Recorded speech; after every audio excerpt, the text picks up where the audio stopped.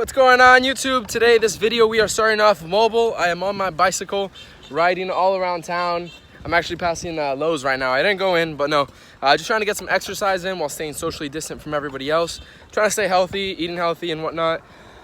Just a quick reminder, I wanted to start this video off with this little message.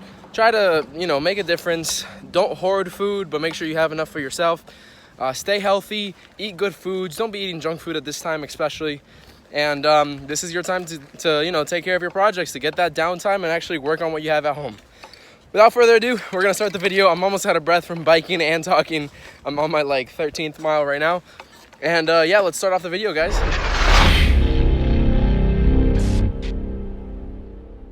All right, guys, we are back in the garage. We got a total of about 18 miles in that little bike ride, so I'm super stoked and super tired also. Right behind me, I have the all-wheel drive Honda CRX, which is the basis of this video right here.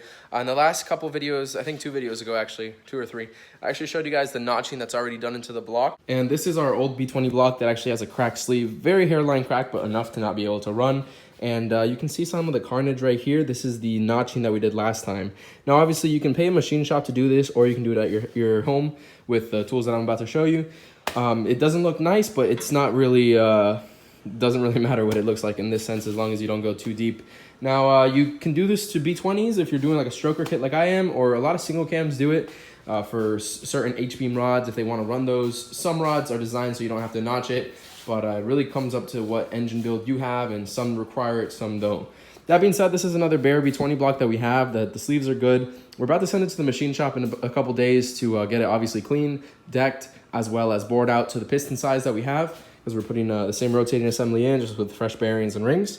And we're gonna start by getting these opened up, notched out. So we're basically gonna notch right over here on each bottom of the wall, on that side as well as this side. So right now it looks ugly, and we're not worried about the little metal bits going around, because this is gonna get hot tanked and everything blown out of it. So it'll be nice and clean afterwards.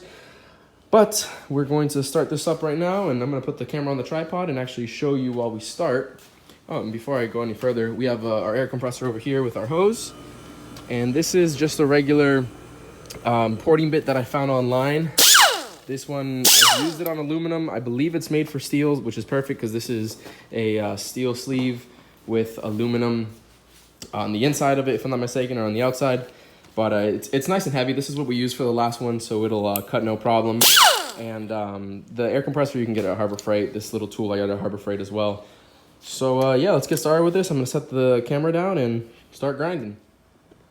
All right, so unfortunately my tripod isn't very good at holding the camera in place. It's actually loose and broken on one spot. So we're gonna try our best to give you the first angle for, this is cylinder 4 if I'm not mistaken. It's upside down right now. But I'm gonna get some eye protective gear right now, some goggles, and then we'll start by grinding over here. I'm also gonna get some WD-40, so occasionally I can spray some WD-40 or cutting oil in this case, right over here on the bit, so we can actually keep it nice and cool down and nice and lubricated.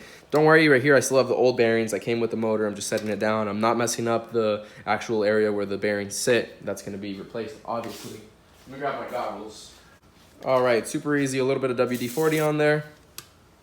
And let's get started.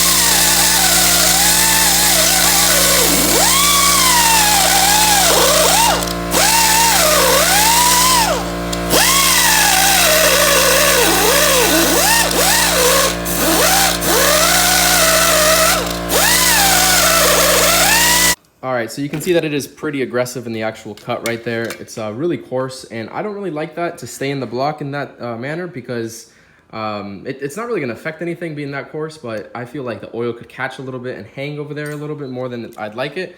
So right here I have these sanding bits. These are used to like smooth out cylinder head ports in most cases. I've used them for that in the past. I'll go ahead and start with that and kind of just go over it and smooth it out a little bit. That way it's a little bit nicer for my point of view or my ease of mind.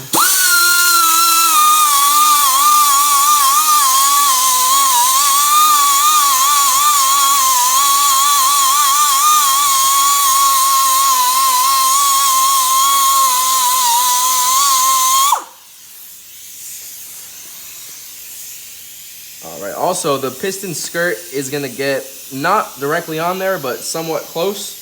So I wouldn't want it to catch onto anything, if you know what I mean. Let's see if I can put the camera right there. We'll go for the other side now. Careful, because this one is going a lot faster, and we'll throw those metal shavings all over the place.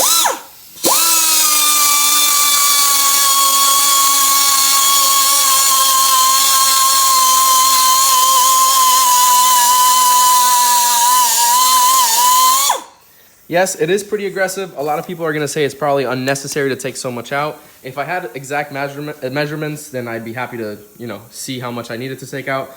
The first time that I did this, it had to be pretty aggressive to clear the stroke and the rod angle itself, so that's what I had to do it to. If you look at the other sleeve, that's pretty much how much I took out anyway. And it didn't give me any issues on that motor. Hopefully it doesn't give me any issues on this one. And it still needs to get bored out anyway, so it's going to be a nice clean surface. It shouldn't have any burrs or anything for the piston to grab onto after it gets surface on the inside. All right, I'm going to get started on cylinder 3 right now, the second cylinder that we're doing. And it should be about maybe another 10 minutes per cylinder as this one took. And after that, I'll show you guys the finished product.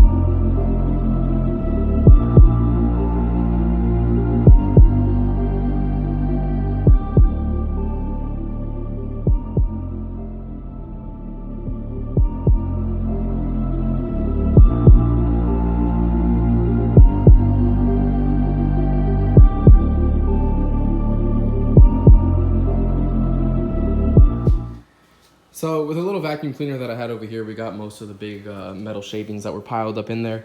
If you look over here, yes, it is just as atrocious as the last one, but it'll definitely clear the rods and the stroke and everything. So the next thing that I'm gonna do right now is actually remove these plugs. There's one on the side and two on the back right there. And is there one in the back? Yes, there's another one right there. 14 millimeter Allen. That's what it was. Got the 4 plugs removed, about to spray it out. So it's pretty much sprayed out, but I want to show you guys this top hole right here. If you spray it, you have water come out the other passages. You spray right there for where the oil pump goes, part of it comes out the backside of the or on the outside of the oil filter. You spray on this top hole, comes out right there. Spray in the middle of the oil filter. Get to the journals. Spray to this one. And get to where that's where the dipstick goes, and back to the top of the head. And there's a few other spots. The other spot, actually, the main one being on the back of the plug, or on the back of the block, excuse me. Right there. I'm getting a little wet doing it one-handed. That goes to the other side of where the oil pump sits, and from the oil filter. So I'm just trying to get as much debris out as I can before we actually start degreasing. And yeah, try to clean it up. We have just about a third of the block sitting in some water with a little bit of 88 degreaser.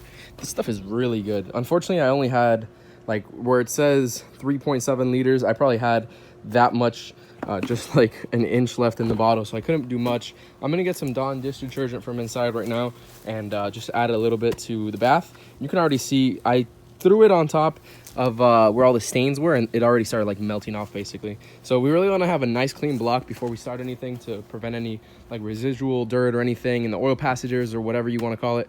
I'm gonna get some Dawn dish detergent right now, like I said, and throw it in the mix and add some more water. Just threw in about a cup of dish detergent in there, threw some over top and then some in the bath as well.